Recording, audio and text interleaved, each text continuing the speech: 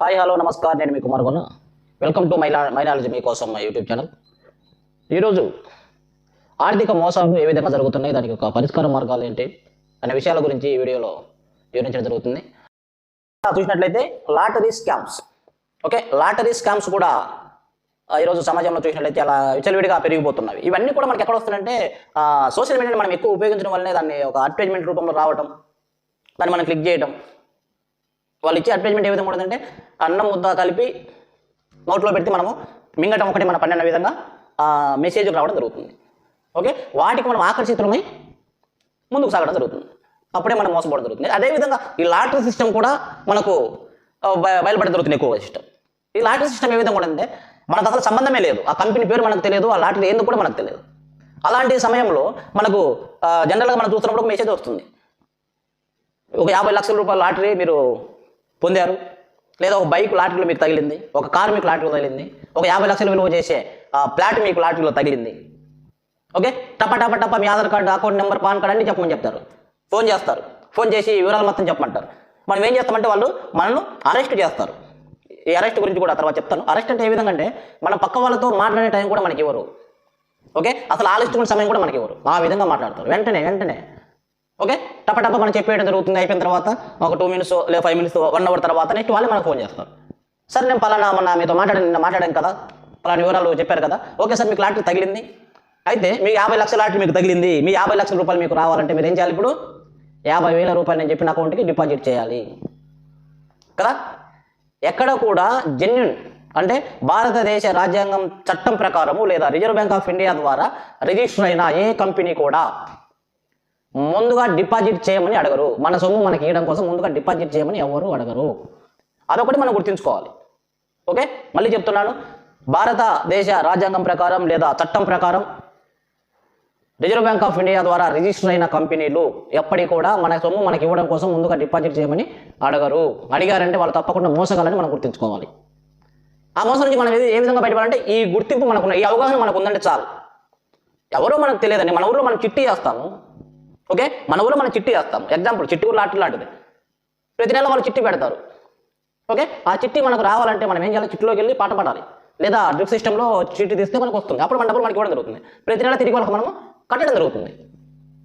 Okay, అదేవిధంగా ఎవరో తెలియని వ్యక్తి మనకు ఫోన్ చేసి మీకు ఇంత లాటరీ వచ్చింది, డబ్బులు మీకు తగినవి, ఈ డబ్బులు మీకు రావాలంటే 50,000 మాకు కట్టండి అని అడుగుతారు. సింపుల్గా మీరేంలా వాళ్ళతో ఎక్కువ సమయం మాట్లాడకుండా, అసలు నేను ఎప్పుడూ దీనికి లాటరీ టికెట్ కూడా కొనలేదు, నాకు ఎలా లాటరీ తగ్గుతుంది అని క్వశ్చన్ వేయండి. First question. రెండవది, నాకు 50 లక్షలు నాకు వచ్చింది కదా, సరే 50,000 కాదు, 1,00,000 రూపాయలు నువ్వు తీసుకొని మిగతా 49 లక్షలు నాకు ఇవ్వమని చెప్పి అడగండి. వెంటనే అక్కడ నుంచి సమాధానం వేరుగా వస్తుంది. ఫోన్ కట్ చేయరు. సమాధానం ఇంకో విధంగా, సార్ నీ లాటరీని మేము ప్రాసెస్ చేయాలంటే ఖర్చు అవుతుంది, అప్పుడే మీకు డబ్బులు వస్తాయని సొల్లు కబుర్లో కొంచెం టైం పాస్ చేస్తారు. టైం పాస్ చేసే సమయంలో మనల్ని మాటల్లో పడేయడం జరుగుతుంది. మనం మాటల్లో పడామంటే ఆటోమేటిక్గా మనం బ్రెయిన్ వాష్ చేస్తారు. మాట్లాడబడి బ్రెయిన్ వాష్ చేస్తారు. బ్రెయిన్ వాష్ చేసినప్పుడు అవతల వ్యక్తి మనం బ్రెయిన్ వాష్ చేశారంటే మనం ఆటోమేటిక్గా ఏం చేస్తామంటే ఆ వ్యక్తి ఏ విధంగా మనం గైడ్ చేస్తారో ఆ విధంగా మనం చేస్తాం. ఓకే, పూర్తిగా నమ్మేస్తాం. అప్పుడు తరచుగా ఇప్పుడు చూసినట్టయితే ఈ మధ్యకాలంలో ఒక ఇన్సిడెంట్ అదే విధంగా జరిగింది. ఆ లేడీస్కి ఇంట్లో ఒక ఆవిడకు ఫోన్ వచ్చింది, లాటరీ తగిలిందని చెప్పడం జరిగింది. కారు 12 లక్షల రూపాయలు విలువ చేసి కారు తగిలిందంట. ఆమెకి ఆ కారు ఆమె పొందాలంటే 50,000 రూపాయలు డిపాజిట్ చేయాలంట. ఇంట్లో వాళ్ళ హస్బెండ్ వచ్చాడు, హస్బెండ్ చెప్పాడు ఇలాంటి నమ్మొద్దు అది అని చెప్పేసి. ఇంట్లో భార్య భర్తలు గొడవ పడింది. ఈ భర్తతో గొడవపడి డబ్బులు వేసే విధంగా ఆ ఫోన్ చేసిన వ్యక్తి ఆమెని బ్రెయిన్ వాష్ చేశాడు, మాటల్లో పడేశాడు. ఆడవాళ్ళు ఏం చేస్తారు? నమ్మేశారు. మాట నమ్మేసి భర్త మీద కూడా ఎదురు తిరిగి గొడవపడి అంత స్థాయికి వచ్చింది. ఈ మధ్యగా నేను పేపర్లో చూశాను ఆ విషయాన్ని. ఓకే, మొత్తానికి ఆ సమస్య అనేది పోలీసు వారి చేతికి వెళ్ళి కథ సుఖాంతమైంది. మొత్తానికి డబ్బులు కట్టకుండా గొడవ కారణంగా. ఓకే, ఆ విధంగా బ్రెయిన్ వాష్ చేస్తారు వాళ్ళు.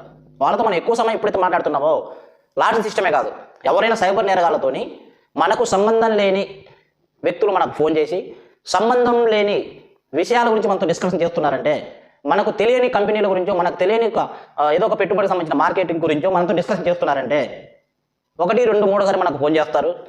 3 సార్లలో 3 టైమ్స్ ఫోన్ చేయడంలో మనం వాళ్ళకి ఆకర్షితులు అయ్యేలాగా చేసేస్తారు. వారికి మనము బానిసలుగా అయిపోతాం. వాళ్ళు చెప్పింది చేసే విధంగా తయారవుతాం. మనం మొత్తానికి ఇప్పుడు చూసినట్లయితే సూర్య సినిమా ఉంది, 6th సెన్స్. ఆ సినిమాలో చైనా నుంచి ఒక వ్యక్తి వస్తాడు, కళ్ళతో ఇలా చూసిన వెంటనే ఆ వ్యక్తి వెంటనే వెళ్ళి కారు ఉంటే కారు అతను వెళ్ళి హీరోయిన్ని గుద్దడం జరుగుతుంది. ఆ విధంగా అతని కళ్ళతోని అవతల వ్యక్తిని ఏం చేయాలో నిర్ణయం చేస్తారు ఆ సినిమాలో. అదేవిధంగా సైబర్ నేరగాలు కూడా మనం చూసినట్టయితే ఆ విధంగా మనం బ్రెయిన్ వాష్ చేయడం జరుగుతుంది. ఫోన్లో మాటలతోనే బ్రెయిన్ వాష్ చేసి ఆ విధంగా చేసే విధంగా మనల్ని ప్రిపేర్ చేయడం. అందుకని మనం ఏం చేయాలంటే ఎక్కువ సమయము అతనితో మాట్లాడడం తగ్గిస్తే మంచిది. మనకు సంబంధం లేదు కదా, వెంటనే ఫోన్ కట్ చేయడం అంతే, ఇంకా మిగతా ఇతర ఆప్షన్ లేదు.